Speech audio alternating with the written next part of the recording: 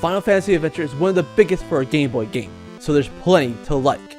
A wondrous world, evil lords, a brave hero, a damsel in distress, menacing monsters, mysterious mazes, caves with faces, dwarves, musicians, dragons, super demons, moogles, chocobos, robots, chocobots, and look, they even got a nuke option too! Yes, an RPG that lets you go nuclear? Awesome. Or should I say, Hail to the king, baby. and there's still more. It's staggering how Ishii pumped all this into one little cart. A full 2 years before Nintendo did Link's Awakening. There's so much to praise and admonish here, I don't know where to start. Good idea!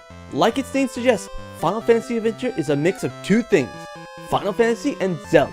And you guys know how much I love mixing games. And the really cool ideas that come with them. I mean, space jets with lightsabers? How awesome is that? And the coolest part of Adventure are the weapons. From swords to axes, from sickles to whips, from lances to morning stars and everything else in between, it's an impressive selection for such a little cart. Of course, we know they're good for one thing, kicking butt. But have you used an axe to chop down trees to reveal a hidden path? Whips that let you leap across pits like Indiana Jones? Ice spells that turn everyone into snowmen? Sickles that tame wild foliage? And morning stars busting down walls like they were cardboard? Yes, much like how the hookshot, bombs, and raft allow Link to explore the world of Hyrule, your weapons and spells are essential tools in checking every nook and cranny in the world of Mana, and solving a few puzzles along the way. And just as impressive is how each weapon has so much character. Take the Silver Sword for example. What makes it so special, you ask? Well, in the world of Mana, a good chunk of monsters like zombies, Shadowban, and these Kirby wannabes are impervious to physical attacks and can only be killed by one thing, magic. Specifically your fire, ice, and lightning spells. Ah, but your Silver Sword need no stinking magic to do some heavy-doing kick-button justice, regardless.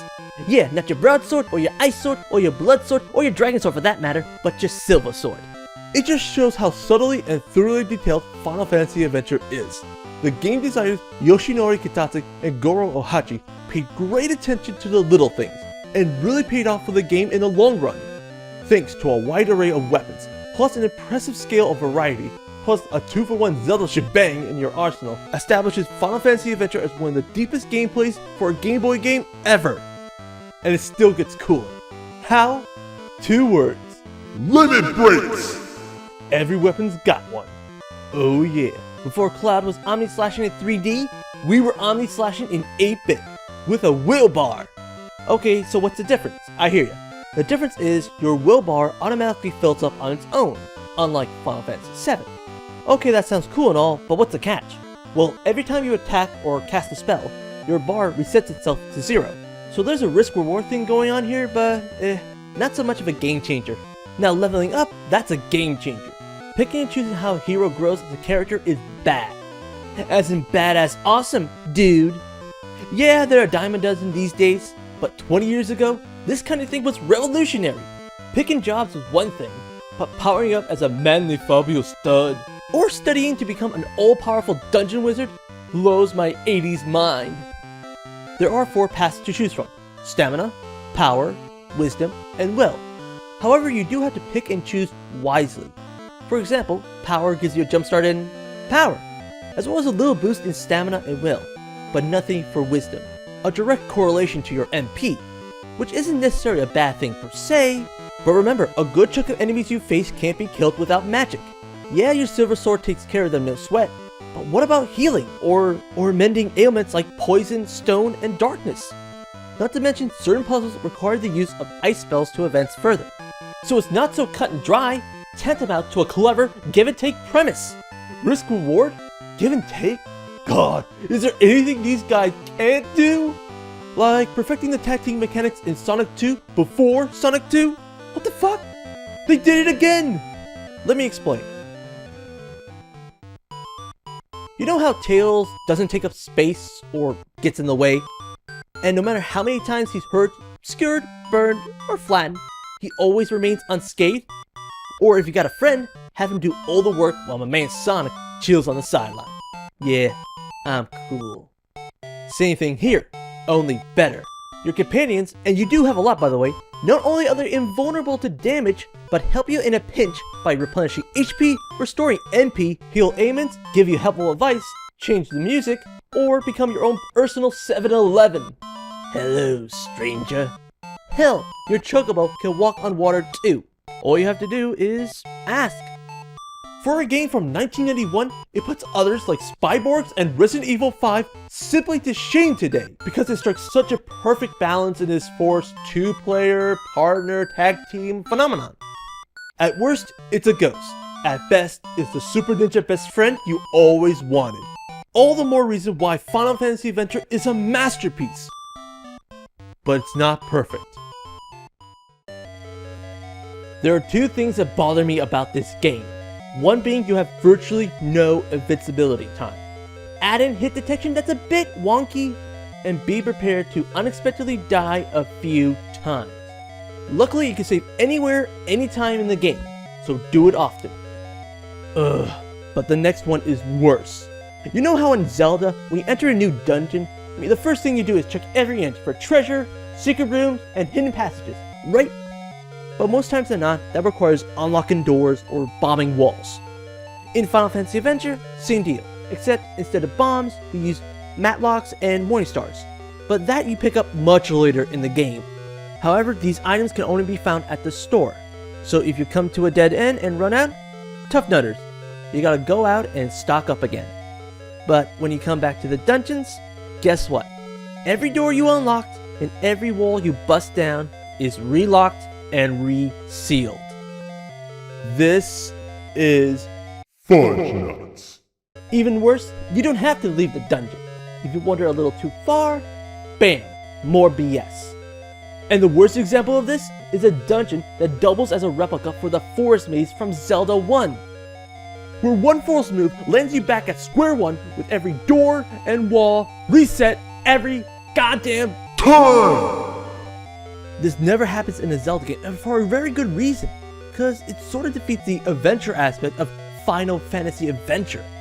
But I also think this problem wouldn't have been as bad if it weren't compounded by the fact that you have a clunky item system. Because why have 4 keys take up 1 slot when 1 slot could take up 99 keys, or 99 pickaxes, or 99 candies, or 99 X potions, or 99 antidotes, or 99 whatever. Instead, we got an awkward item system with limited space that fills up pretty easily and pretty quickly, I might add. I'm sure it works fine for RPGs like Earthbound and Suikoden, but for hybrids like Final Fantasy Adventure, it sticks out like a sore thumb. But to dismiss Final Fantasy Adventure entirely on these faults alone is doing yourself and this game a great disservice. Sure, I went through the trouble of pointing this out cause this glaring flaw really annoyed the hell out of me during my first time playing. I'm sure it will for you too.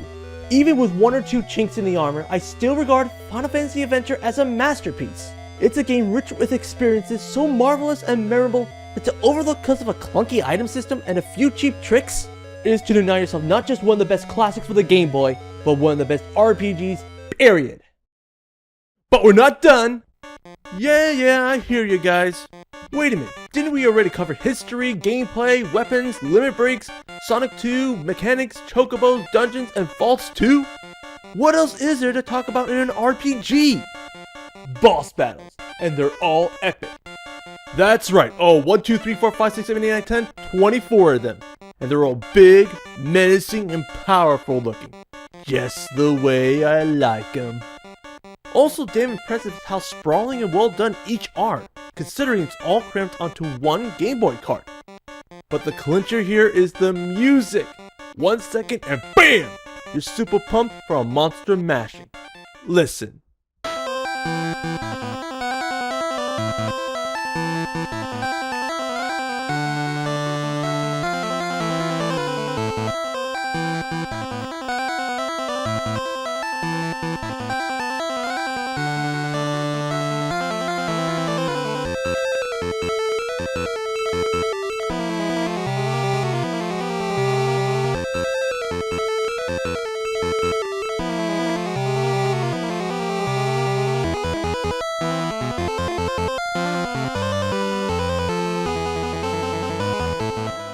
The music in this game rocks! everything about this soundtrack either captures the mood perfectly or is a setup to a major climax. From the first steps of your adventure to delving into the underworld, to the serene and gentle melody at the intro screen,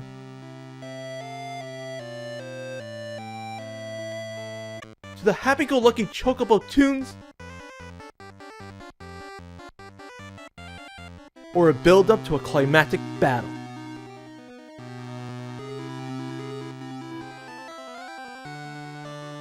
Composer Kenji Ito was the mastermind behind these astounding 27 tracks, except for Chocobo's Birth, that was made by Nobuo Uematsu, which are all compiled onto one CD titled Seiken Densetsu Original Sound Version or Final Fantasy Gaiden Seiken Densetsu Sound Collection, found only in Japan or your local otaku internet store. But the brilliance of Ito's work wasn't his ability to draw so much potential out of the hardware of Nintendo's handheld, or how it complements the feel of the gameplay, but how it elevates the story to another level. So, ladies and gentlemen, we finally come to the final part in this long review, the story. But I have one rule about RPGs. No spoilers. Besides, that's a lot to cover in one review. Mind you, the story's not as grandioso like Final Fantasy VI or VII, but epic and big nonetheless, with 4 pages in the booklet alone dedicated to telling the story behind the story, plus kick-ass illustrations. Oh yeah, that's super service. Not to mention packed with plot twists littered throughout and some of the most overlooked moments in gaming ever.